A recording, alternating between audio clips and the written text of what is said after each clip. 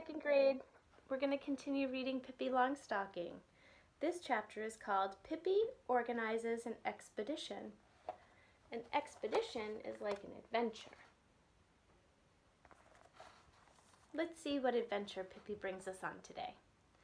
Today, we're not going to school, Tommy told Pippi, because it's a house cleaning holiday. Ha! Cried Pippi. Yet another injustice. I certainly don't get any house cleaning holiday. Not me, no matter how much I might need it. Just look at my kitchen floor. But actually, she added, when I really think about it, I can clean even without a holiday. And that's what I'm thinking of doing right now. Cleaning holiday or no cleaning holiday. I'd like to see somebody try and stop me. Go and sit on the kitchen table so you won't get in the way.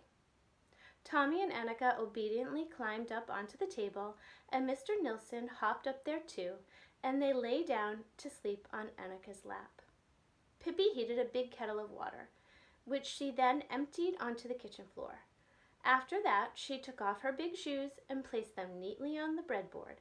Then she tied 2 scrubbing brushes onto her bare feet and began skating all over the floor, making a squishing noise as she plowed her way through the water. I really should have been a skating princess, she said, lifting one leg straight up in the air so that the scrubbing brush on her left foot hit the ceiling lamp and broke off a piece. I've got grace and charm, at least, she went on, taking a big leap over a chair that stood in her way. Well, it must be clean now, she said at last, and took off the brushes. Aren't you going to dry the floor? Asked Annika. Nope, it can dry in the sun, said Pippi. I don't think it'll catch cold as long as it keeps moving. Tommy and Annika climbed down from the table and crossed the floor as carefully as they could so they wouldn't get wet. Outside, the sun was shining in a bright blue sky. It was one of those dazzling September days when you feel like going for a walk in the woods. Pippi had an idea. What do you think about taking Mr. Nilsson with us and going on a little expedition? Oh, yes, shouted Tommy and Annika with delight. Run home and ask your mother then, said Pippi. In the meantime, I'll make a packed lunch.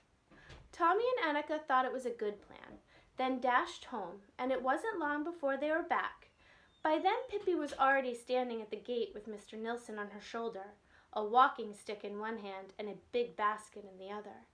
At first, the children walked along the country road, but then they turned off into a field where a nice little path wound its way between birch trees and hazel thickets. After a while, they came to a gate, and beyond the gate was a field that was even more beautiful. But a cow had taken up a position right in front of the gate, and she didn't look as if she wanted to move. Annika shouted at the cow, and Tommy bravely went over and tried to shove her aside, but she refused to budge from the spot. She just stared at the children with her big cow eyes. To put an end to the whole thing, Pippi set down the basket and went over and lifted the cow out of the way. Embarrassed, the cow lumbered off through the hazel thickets. To think that cows can be so bullheaded, said Pippi as she jumped over the gate, landing on both feet. And what happens then? Bulls get cow-headed, of course. It's really quite disgusting to think about. What a beautiful, beautiful field, cried Annika with delight, stepping from one rock to another. Tommy had brought along the dagger that Pippi had given him, and he cut walking sticks for both Annika and himself. He also cut his thumb a bit, but that didn't matter. Maybe we should pick a few toadstools, said Pippi, breaking off a beautiful red toadstool. I wonder if it's all right to eat this kind, she went on. You can't very well drink it as far as I know, so I suppose there's no other choice but to eat it. I hope it's all right. Oh my goodness, Pippi.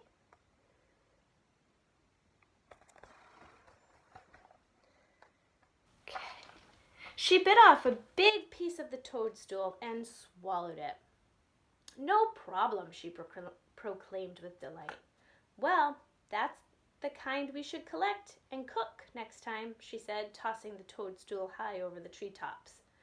What do you have in the basket, Pippi? Asked Annika. Some goodies? I'm not going to tell you, not even for 1,000 kroner, Pippi told her. First, we have to find a good place where we can spread out everything. The children eagerly began looking for just a place. Annika found a big flat rock she thought was suitable, but it was swarming with red ants. I don't want to sit with them because I haven't been properly introduced, said Pippi. And besides, they bite, said Tommy. Do they? Said Pippi. Well, bite them back. Then Tommy caught sight of a small glade between a couple of hazel thickets, and that's where he thought they should sit. No, you know what? There's not enough sunshine there to make my Freckles happy, said Pippi, and I think Freckles are so nice looking. Some distance away was a small hill that could be easily and quickly climbed. On top of the hill was a sunny little ledge, just like a balcony. That's where they sat down. Now close your eyes while I take everything out, said Pippi. Tommy and Annika shut their eyes as tight as they could. They heard Pippi opening the basket and rustling some paper. 1, 2, 19. Now you can look, said Pippi at last. And so they looked, and they shouted with delight when they saw all the treats Pippi had laid out for them on the bare rock. There were delicious little sandwiches with meatballs and ham, a whole stack of pancakes with sugar, several pieces of little brown sausage, and 3 pineapple puddings. Because you see, Pippi had learned all about preparing food from the cook on her father's ship. It's great having a house cleaning holiday, said Tommy, with his mouth full of pancake. We should have it all the time. That's going too far, said Pippi. I don't like cleaning that much. It's fun, there's no doubt about it, but not every day. That would get tiresome. At last the children were so full that they could hardly move, and so they sat there in the sunshine just enjoying themselves. I wonder whether it's hard to fly, said Pippi, peering over the rim of the ledge with a dreamy expression. There was a steep drop beneath them, and it was an awfully long way to the ground. It should be easy enough to learn to fly down, she went on. I'm sure it's much harder to fly up, but a person could always start with the easiest part. I think I'll try it. No, Pippi, shouted both Tommy and Annika. Oh, please, Pippi, don't do it. But Pippi was already standing on the edge of the precipice. Fly, you flighty flea, fly, and the flighty flea flew, she said. And as she said the word flew, she raised her arms and stepped off into thin air. Half a second later, they heard a thud. That was Pippi hitting the ground. Tommy and Annika lay down on their stomachs and peered down at her in terror. Pippi stood and brushed her knees. I forgot to flap my arms, she said cheerfully. Plus, I probably have too many pancakes in my stomach. At that moment, the children realized that Mr. Nilsson had disappeared. He had apparently set off on a little expedition of his own. They remembered having seen him contentedly gnawing the lunch basket to shreds. But during Pippi's flying exercise, they had forgotten all about him. And now he was gone. Pippi got so angry that she threw one of her shoes into a big, deep pool of water. You should never take a monkey with you when you go anywhere, she said. He really should have stayed home and picked fleas off the horse. That would have served him right. She went on as she stepped into the pool to retrieve her shoe. The water came up to her waist. Actually, I might as well wash my hair while I'm in here, said Pippi, ducking her head under water for so long that bubbles started to surface. All right now, there's no need to go to the hairdresser this time, she continued, sounding pleased when she finally reappeared. She climbed out of the water and put on her shoes. Then they set off to look for Mr. Nilsson. Hey, just listen to how it squishes when I walk, laughed Pippi. My clothes say squish, squish, and my shoes say slosh, slosh. It's really funny. I think you should try it too, she said to Annika, who was walking along, looking so prim with her blonde silky hair, her pink dress, and her little white leather shoes. Some other time, said the sensible Annika. They kept walking. It's easy to get cross with Mr. Nilsson, said Pippi. He always does this. He once ran away from me in Surabaya and took a job as a servant with an old widow. After a pause, she added, that last part was a lie, of course. Tommy suggested that they each go in a different direction to search. Annika was a little scared, and at first didn't want to do it. But Tommy said, you're not a coward, are you? That sort of scorn was too much for Annika, and so each of the 3 children went off in a different direction. Tommy took the path across a meadow. He didn't find Mr. Nilsson, but he did find something else. A bull. Or rather, the bull found Tommy, and the bull didn't care for Tommy because that bull was an angry animal and not at all fond of children. He came rushing over with his head lowered, bellowing horribly, and Tommy gave a loud yelp of terror that could be heard through the whole woods. Pippi and Annika heard it too, and came running to see why Tommy was shouting like that. By then, the bull had already managed to snag Tommy with his horns and had tossed him high up in the air. What a foolish bull that is, said Pippi to Annika, who was crying hard. He shouldn't be doing things like that. He's getting Tommy's white sailor suit all dirty. I'm going to go and talk some sense into that silly bull. And she did. She ran over and tugged on his tail. Excuse me for breaking in, she said. Since she was tugging quite hard, the bull turned around and caught sight of another child that he wanted to snag with his horns. As I said, excuse me for breaking in, Pippi repeated.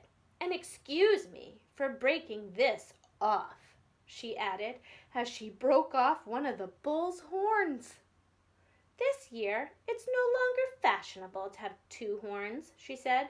This year, all the better bulls have only 1 horn, or none at all, she said as she broke off the other horn. Since bulls have no feeling in their horns, the bull didn't know that his horns were gone. But he started vigorously butting Pippi. As if she had been anyone else, the bull would have made mincemeat of her. Ha ha ha ha! Stop tickling me, cried Pippi. You have no idea how ticklish I am. Ha ha! Stop, stop! I'm going to die laughing. But the bull didn't stop, and finally Pippi jumped up onto his back to get a moment's peace. But the peace didn't last long, of course, because the bull didn't like having Pippi on his back. He started a terrific bucking to shake her off, but he just squeezed her legs tight and held on. The bull rushed back and forth in the meadow, bellowing so hard that smoke seemed to be pouring out of his nostrils. Pippi laughed and shrieked and waved to Tommy and Annika, who stood some distance away, shaking like aspen leaves. The bull spun around and around, trying to throw Pippi off. Here I am dancing with my little friend, hummed Pippi, not budging from where she sat. Finally, the bull was so tired that he lay down on the ground, wishing that there were no children in the whole wide world. For that matter, he never did think that children were especially necessary. Are you planning to take an afternoon nap now? Pippi asked the bull politely. In that case, I won't disturb you. She climbed down from his back and went over to Tommy and Annika. Tommy had been crying a little. He had a cut on one arm, but Annika had wrapped her handkerchief around it, and it didn't hurt anymore. Oh, Pippi, shouted Annika, bubbling with excitement when Pippi came over to them. Shh, whispered Pippi. Don't wake the bull. He's sleeping, and if we wake him up, he'll just get cranky. But the next second, she shouted in a loud voice, "Mr. Nilsson! Mr. Nilsson! Where are you?" She wasn't paying any attention to the bull's afternoon nap. "We have to go home now." And believe it or not, there sat Mr. Nilsson, huddled up in a pine tree. Do you see Mr. Nilsson? He's right there.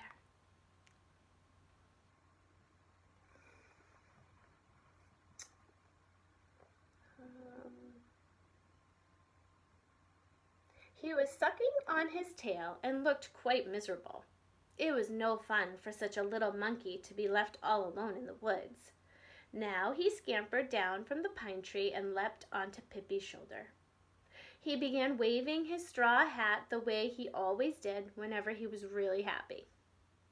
"So you didn't become a servant this time, did you?" said Pippi, stroking his back. "No, wait, that's not true. It was a lie," she added. "But if it was true, it couldn't be a lie, could it?" She pondered.